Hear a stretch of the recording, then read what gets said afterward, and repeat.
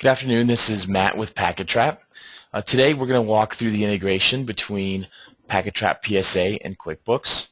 One of the value props of PacketTrap PSA is to get paid faster and get invoices out the door quicker.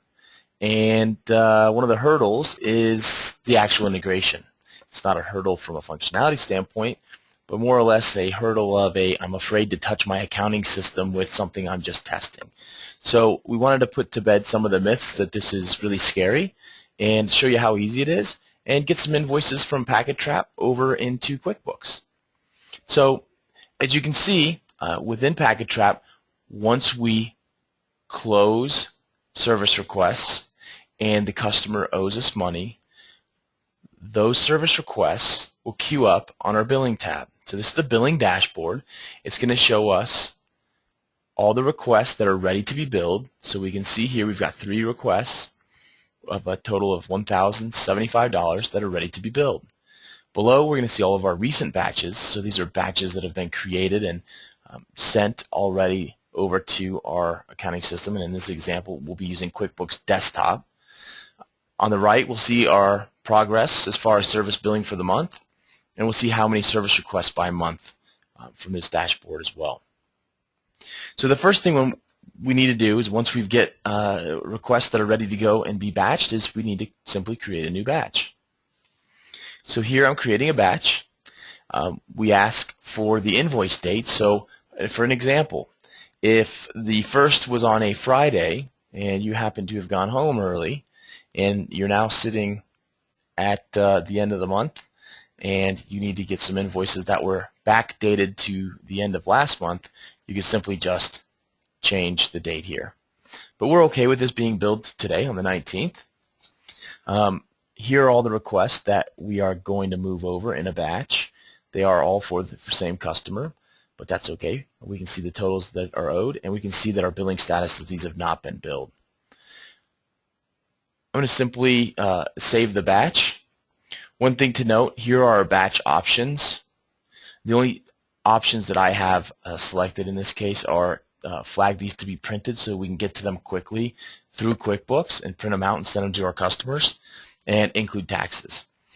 You can also see that there's other options that you may want to take a look into and save for your batch options and how your customers really like to be invoiced. So once we've got the batch, we are pretty much ready to go. Now the one thing you'll need to do is you'll need to download the QuickBooks import tool. Now this is a one-time download, and you'll want to download that import tool to where QuickBooks lives. So if you've got a hosted QuickBooks and it's out on another service, you would need to get approval and download the QuickBooks import tool there. If it's on a server in your office, again, you'll want that QuickBooks import tool to live where QuickBooks lives. So I've already downloaded it. I'll give you an idea what it looks like. We'll share my other screen here. Here's the QuickBooks import tool. We're going to get a shortcut on the desktop. So all we need to do is double click and go find our batch. Prior to that, I need to actually go download the batch. So let's go back to my PacketTrap PSA. Here are the 3 service requests we have in this batch. It's batch 10. I'm going to go ahead and download the batch. What happens is we get a little dialog here. It says, do you want to open this file or do you want to save it? Well, in this case, we want to save it. We don't want to open it. I'm going to say OK. It tells me my downloads have completed. And this is what our QBXML file looks like, and it's been downloaded. Okay? So now all I need to do is go ahead and show you my desktop here. I'm going to double click on my QuickBooks import tool. Here's what our PacketTrap PSA QuickBooks import tool looks like. And I'm going to browse out. And when I do this, I just do want to remind you that we do need to have QuickBooks open and running. Okay, so here are the few files that I've exported. We can see this one was done at 3:11 today, so we'll go ahead and choose that file and simply hit Start Import. Now, this is our first time using the PacketTrap import tool and QuickBooks at the same time. So want to move you back over to some of the questions that QuickBooks is going to ask us. So the first thing that happens is a window pops up and it says an application without a certificate is trying to connect to QuickBooks. Are you okay with that? Down below is where we need to make our choices. Now this is really an internal decision for you to make from an accounting and a business security standpoint. We have to at least select yes. So either yes, prompt me every time we try to import service requests into QuickBooks, or go ahead and do it anytime the company file is open. And last but not least, yes, go ahead and do it anytime. So we're going to go ahead in our example is select yes whenever the QuickBooks company file is open. Go ahead and let this action happen. So we'll go ahead and continue. We get a little confirm to proceed. It says again, we're not signed with a digital certificate. Is that okay? And in this case, we'll say yes. And now we just need to confirm it. It says, are you sure you want to grant access to the QuickBooks import tool to your company file, in our case, new PT PSA trial? And we're going to say yes, done. Okay, so as soon as we grant those permissions, our import tool gives us some feedback. In this case, it says service requests 59, 70, and 79, or 71, sorry, were imported as these invoice numbers. So we're done. Let's go ahead and look in QuickBooks. I'm basically sitting on our invoices, and I just want to look at our invoices. So here's our invoice 11 from service request 1071. The reception desk main monitor is turning off by itself. We spent 1 hour for a total of $100, and this is now ready to be sent to our customer. Here's invoice 10. Added 2 VoIP sets to the sales queue. And invoice 11, which was to install a 24-port switch for the marketing department. So great. As you probably didn't notice, down below here, we have our our invoice flagged to be printed. So what we'll do there is simply go over to print batch.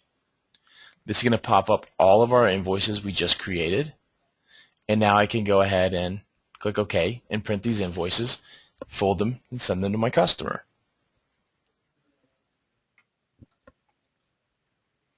Now, a couple things to take note of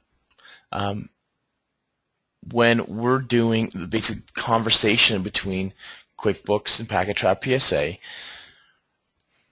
The first thing we do is look for a customer match. Now, if we don't have a customer match, that's okay. In this integration, we're going to go ahead and create that customer in QuickBooks. In addition, we do a match on item number. In this case, we have regular service labor. If the item exists, we're happy with that. We're going to go ahead and just send over the quantity, the description, and any of the public comments or the tech notes into the request. If the item doesn't exist, be it a labor, material, or an expense item, we're going to go ahead and have that item created for us in QuickBooks. So let's go ahead and take a look at this invoice here. Here's a good example of our invoice, our labor and 2 phones. So we spent 2 hours and installed 2 Cisco Call Manager phones. It's totaled up. The customer owes us $800, and it's flagged to be printed. Now this will also work if you want to flag them to be emailed. So here I can flag them to be emailed. But one word of warning there, if you don't have a valid email address in QuickBooks for that customer, the import tool gets a little confused and it'll fail that import. So if you are going to email your invoices, be sure that you've got accurate email addresses within QuickBooks. And then similar to the print queue, we're just going to go send, and we'll send our email batch out. Now, if you want to make sure that PacketTrap PSA and QuickBooks are connected, we can quickly just go to Edit, Preferences, Integrated Applications, Company Preference, and here we can see a check mark that we in fact have PacketTrap PSA QuickBooks import tool integrated with QuickBooks.